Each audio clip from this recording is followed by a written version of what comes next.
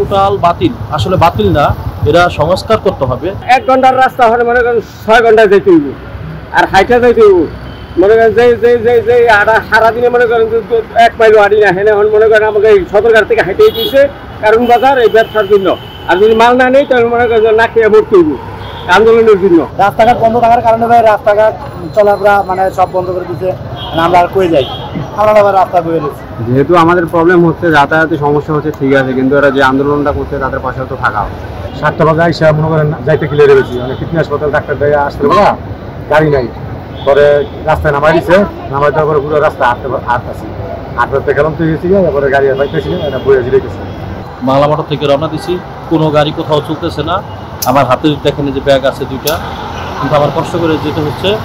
আর কিছু তো করার নেই, স্টুডেন্টরা যেহেতু আন্দোলন করতেছে, কিন্তু আমাদের দুর্ভোগ তো খুব চরম, ঠিক আছে।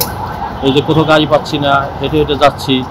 আর মেট্রো রেলের যে মেট্রোতে যাব সেটাও চিন্তা করছিলাম একবার, যে কারণ বাজার থেকে মেট্রোতে উঠবো, কিন্তু ওখানে এত ভিড়, মানে প্রচণ্ড ভিড়, টিকিট কাটাও দীর্ঘ লাইন, নানান সমস্যা।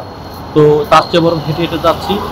আর এটা জনদুর্ভোগ চরমে। আর আমি একজন সাধারণ পথচারী হিসাবে যেটা বলবো, যে সাধারণ মানুষ হিসাবে এই দুর্ভোগ লাঘবের জন্য যে ছাত্ররা যে যৌক্তিক আন্দোলন করতেছে, সেটা অন্ততপক্ষে সংস্কার করে, কোঠা যে বিরোধী যে আন্দোলন করতেছে ওরা, কোঠা বাতিল না, কিন্তু এটা সংস্কার করে, এটারে মানে ওদের সাথে বসে কোঠা সংস্কার করে সমস্যা দ্রুত সমাধান করা দরকার। কারণ সরকার হলো জনগণের জন্য, ছাত্রদের জন্য, সবার জন্য।